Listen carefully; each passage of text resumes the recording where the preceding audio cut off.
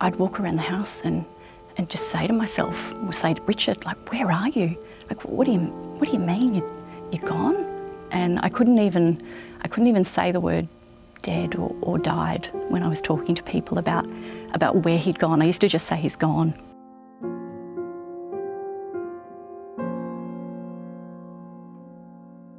Being widowed young, even those two words together, and you think of widows, you think of being older and having lived a life and have, you know, whether it's had children or travelled or whatever the things are, and that was absolutely just cut short, and you are left with, you know, with just the ruins of what was a beautiful life.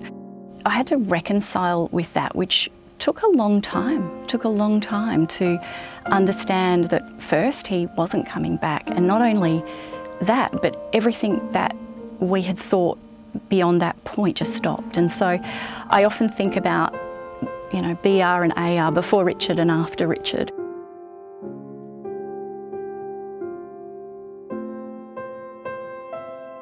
We fell into what was probably playful love to start with, and then I had that moment where I thought, oh no, this is heading somewhere, this could be something.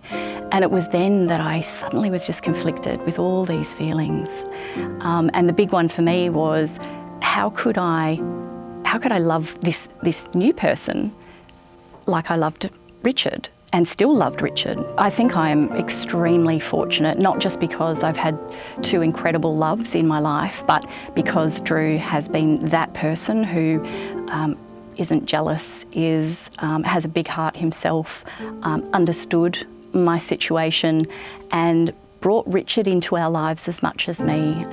The Widow Diaries, which is the podcast series that we've launched the first season of, it I guess brings together my personal and my professional life. It's a privilege for me to help tell the stories of these people like me who you know, you become widowed and life eventually moves in a new direction, and it's not forgotten, but you end up being the one just carrying that through your life, and for them to be able to share the things that have happened to them and maybe help someone else, but really just to be able to talk about their person and their experience, I think is really powerful. So I'm very proud of that.